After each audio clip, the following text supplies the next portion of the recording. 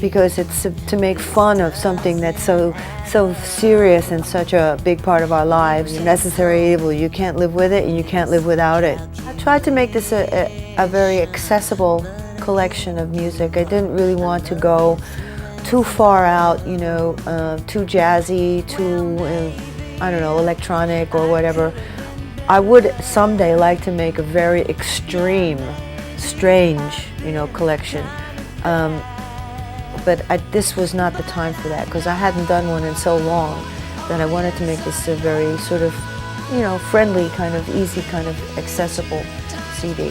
It's a strange way of doing business now with the internet, and the way that artists make money nowadays is not by selling a lot of CDs. It's by touring and by you know, other kinds of appearances that the industry is not like it used to be. So, okay.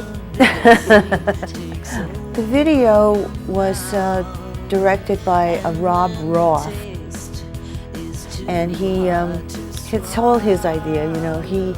I think he wanted to do something that was reminiscent of New York City, but yet very beautiful and very sort of romantic, you know, about the song.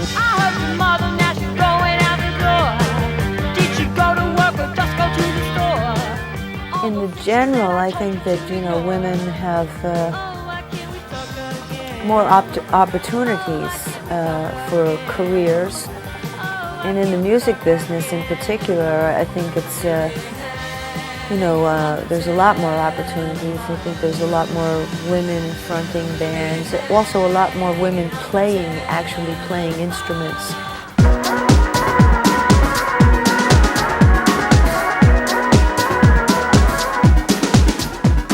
The music that I hear mostly in the clubs, it's a combination of pop music, rap music, dance music, rock, Brazilian girls that I like, and I think it's called Banda de Role. I love Shakira, I think she's fabulous. Pink is one of my favorites. Smashing Pumpkins, LCD Sound System. That's for Lashes, you know, the list is very long.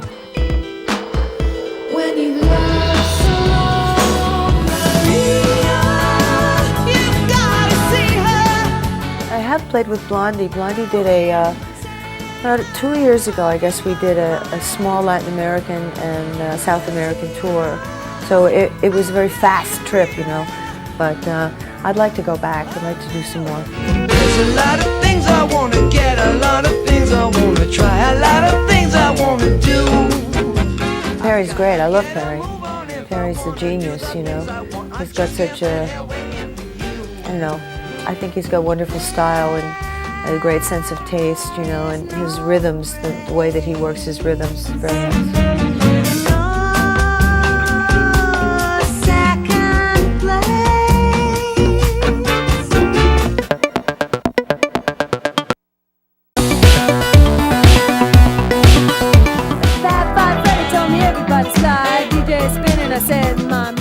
We were invited to go to the Bronx to a rap party that was sponsored by the Police Athletic League, and we saw all these kids, you know, dancing and scratching and rapping, and you know, it was very exciting. You know, Chris said we came back from the Bronx, and you know, he said, "Oh, I think I'm going to write a song, a rap song, and call it Rapture." And I said, "Yeah, that's great. Let's do it." So this was the first time that anybody had written original music for the rappers, you know, for a rap, because before that, all of them were just taking loops. We were just lucky because my rapping is terrible.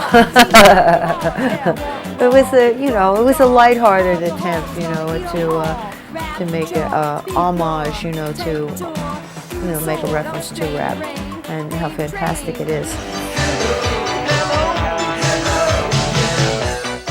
He had formal training as an artist, and he, you know, grew up on the classics, but yet he embraced technology and made technology part of modern art. He was a visionary, you know, honestly. That's the best way to put it. He was a visionary. Big parties, big club, you know.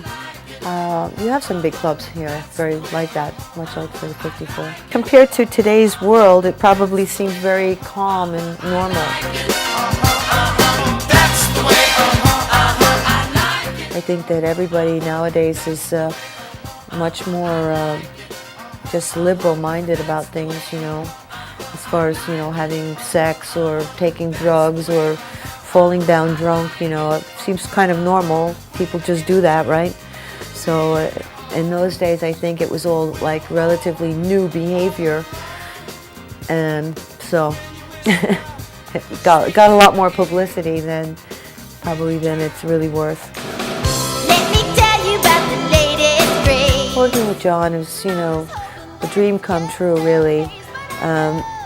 He had done, you know, up until then, most of his movies were very sort of underground, and Hairspray was a real breakthrough for him. That it should be taken, you know, taken by the entire, you know, industry, by the public as being, you know, acceptable in a way. And then the idea that this play now has become so popular on Broadway is, to me, you know, so insane, but yet it's such a tribute to him, you know, because he also is a visionary in a way, because you know, he just took a chance and you know, stood by his idea of what humor is or what truth is, and you know, he made these movies, and then to have it come back again and go become a musical movie with such famous people. I mean, John Travolta and Michelle Pfeiffer. I mean, they're very big, they're famous actors. So, I don't know, see what he comes up with next, you know.